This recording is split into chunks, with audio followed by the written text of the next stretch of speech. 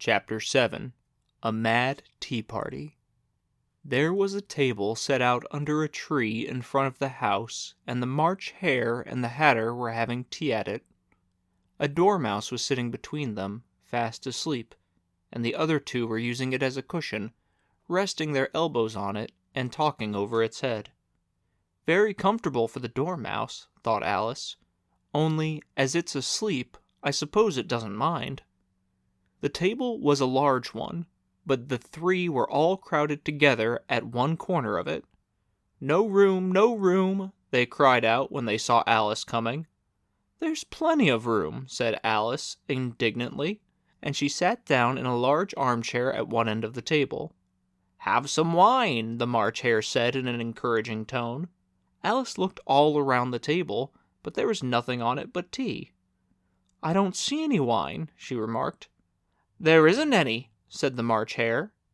"Then it wasn't very civil of you to offer it," said Alice angrily. "It wasn't very civil of you to sit down without being invited," said the March Hare.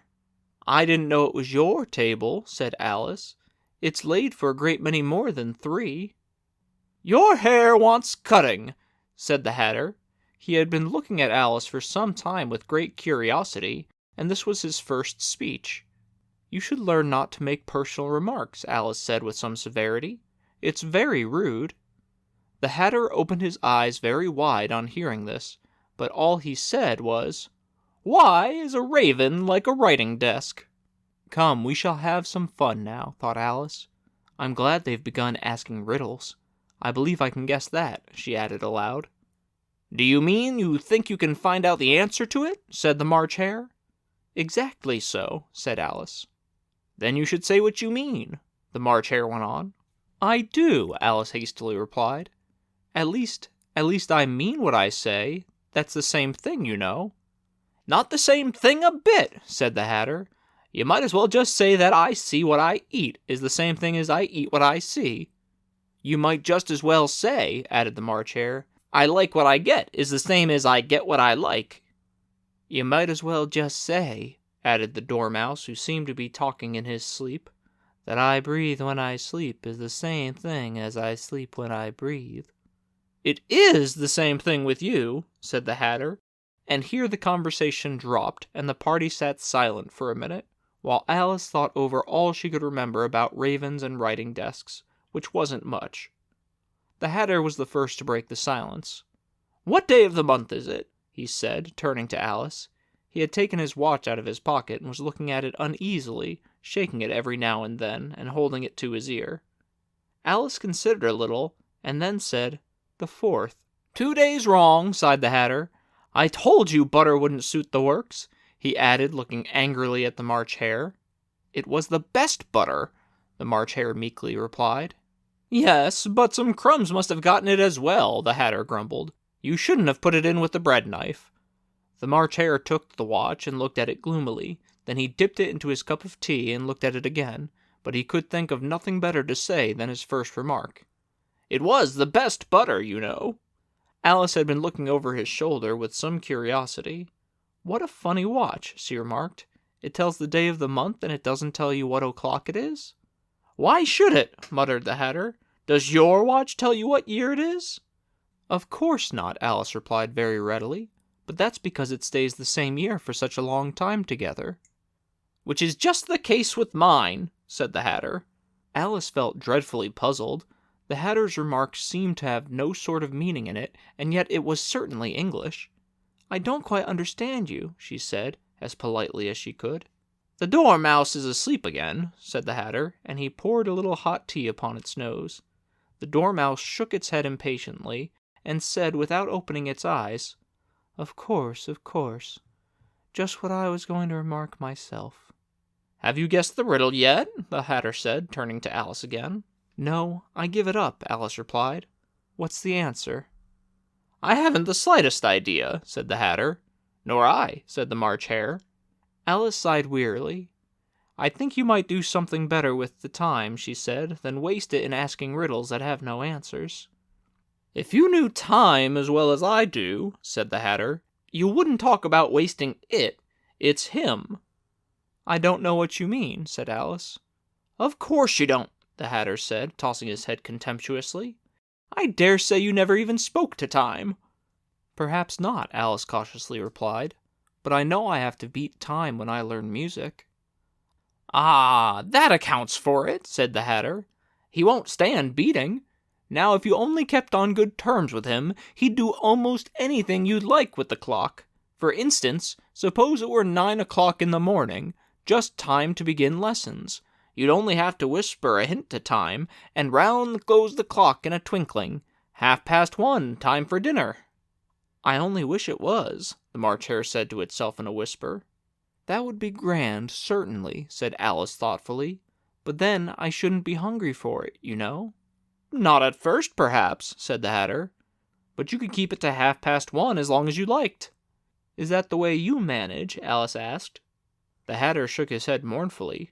"Not I," he replied. "We quarreled last month, just before he went mad, you know," pointing with his teaspoon at the March Hare. "It was at the great concert given by the Queen of Hearts, and I had to sing, 'Twinkle, twinkle, little bat, how I wonder what you're at.' You know the song, perhaps?" "I've heard something like it," said Alice. "It goes on, you know," the Hatter continued, "in this way. Up above the world you fly, like a tea-tray in the sky. Twinkle, twinkle." Here the Dormouse shook itself and began singing in its sleep.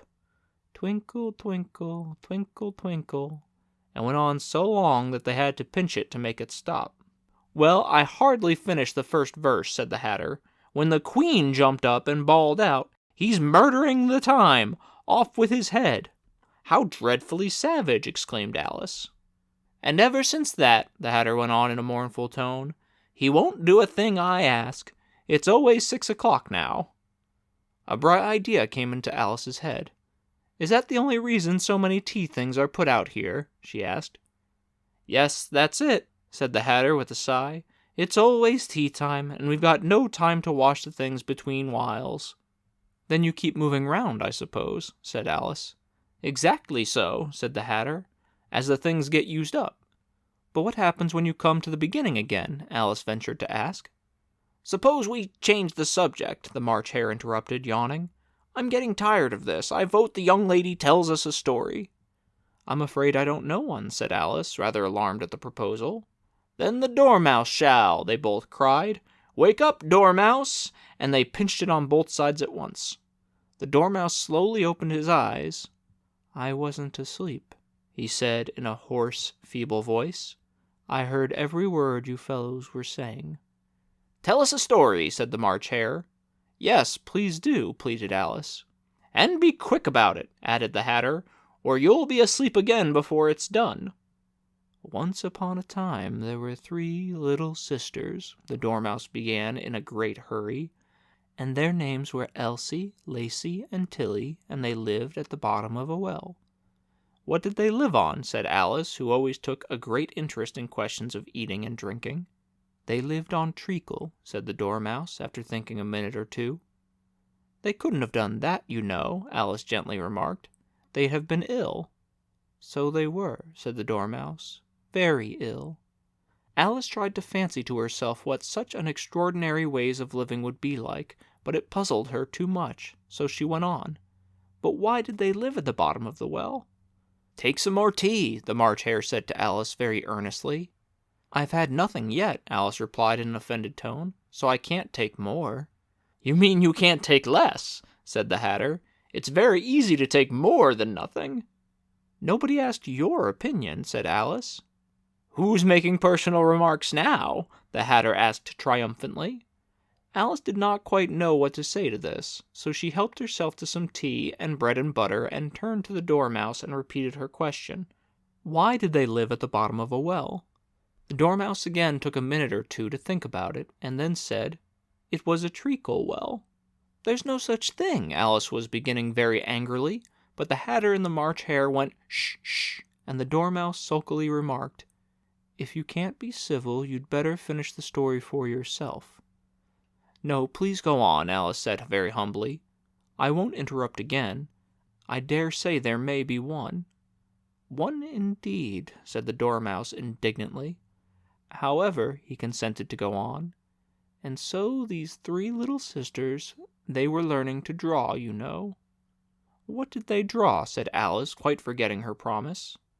"Treacle," said the Dormouse, without considering at all this time. "I want a clean cup," interrupted the Hatter. "Let's all move one place on." He moved on as he spoke, and the Dormouse followed him. The March Hare moved into the Dormouse's place, and Alice rather unwillingly took the place of the March Hare. The Hatter was the only one who got any advantage from the change, and Alice was a good deal worse off than before, as the March Hare had just upset the milk jug into his plate. Alice did not wish to offend the Dormouse again, so she began very cautiously. "But I don't understand. Where did they draw the treacle from?" "You can draw water out of a water well," said the Hatter. "So I should think you could draw a treacle out of a treacle well, eh, stupid?" "But they were in the well," Alice said to the Dormouse, not choosing to notice this last remark. "Of course they were," said the Dormouse. "Well, in." This answer so confused poor Alice that she let the Dormouse go on for some time without interrupting it. "They were learning to draw," the Dormouse went on, yawning and rubbing its eyes, for it was getting very sleepy. "And they drew all manner of things, everything that begins with an M." "Why with an M?" said Alice. "Why not?" said the March Hare. Alice was silent. The Dormouse had closed its eyes by this time, and was going off into a doze, but on being pinched by the Hatter, it woke up again with a little shriek, and went on. "That begins with an M, such as mousetraps, and the moon, and memory, and muchness. You know you say things are much of muchness. Did you ever see a thing as a drawing of muchness?" "Really, now you ask me," said Alice, very much confused. "I don't think." "Then you shouldn't talk," said the Hatter. This piece of rudeness was more than Alice could bear. She got up in great disgust, and walked off. The Dormouse fell asleep instantly, and neither of the others took the least notice of her going, though she looked back once or twice, half hoping that they would call after her. The last time she saw them, they were trying to put the Dormouse into the teapot. "At any rate, I'll never go there again," said Alice as she picked her way through the wood. "It's the stupidest tea party I ever was at in all my life." Just as she said this, she noticed that one of the trees had a door leading right into it. "That's very curious," she thought, "but everything's curious today. I think I may as well go in at once." And in she went. Once more she found herself in the long hall, and close to the little glass table. "Now I'll manage better this time," she said to herself, and began by taking the little golden key and unlocking the door that led into the garden. Then she went to work nibbling at the mushroom. She had kept a piece of it in her pocket, till she was about a foot high. Then she walked down the little passage, and then she found herself at last in the beautiful garden, among the bright flower beds and the cool fountains.